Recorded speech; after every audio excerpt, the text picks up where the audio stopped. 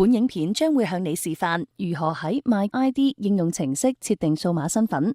首先，你需要喺安卓或蘋果裝置上下載 MyID 應用程式，喺應用程式商店揾呢個圖標，確保你下載正確嘅應用程式。另外，準備好你嘅身份證明文件，並預留足夠嘅時間嚟設定 MyID 賬號。你需要正確設定完賬號，先可以使用到 Surface WA 應用程式入面嘅安全服務同優惠。整個過程可能需要幾分鐘。開啟 MyID 應用程式，然後開始設定你嘅數碼身份。如果你已經有 MyID 賬號，請選擇 I am an existing user， 登入你嘅賬號或重設密碼。如果你已經有一段時間冇登入過 MyID 賬號，或者曾經更換過電話或其他裝置，你嘅賬號有可能已經過期，你可能需要重新驗證你嘅身份。你將會見到有關 MyID 嘅重要資訊，包括使用條款。當你同意繼續，請撳 Accept。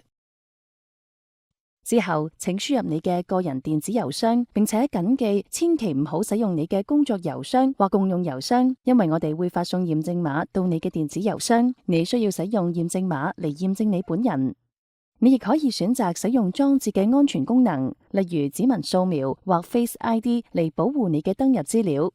最後，設定密碼保障你嘅 MyID 賬號，並且輸入你嘅個人資料。請記得，你輸入嘅姓名同出生日期必須與你嘅身份證明文件同你當初申請 Surface WA 賬號時所輸入嘅資料一樣。而家你嘅 MyID 賬號嘅身份驗證強度為 Basic。如果你需要使用安全服務或優惠，你需要驗證至少2份澳洲身份證明文件，以達到標準身份驗證強度。如果你冇澳洲身份證明文件，或唔肯定需要邊啲證明文件，你可以瀏覽 MyID 網站嘅 Help 選項，揾到更多資訊。下一步係驗證你嘅身份證明文件，例如你嘅駕駛執照、護照或出世證。選擇你想驗證嘅身份證明文件類型，然後輸入資料。需要留意嘅一點係，你所輸入嘅個人資料必須與文件上嘅資料一致。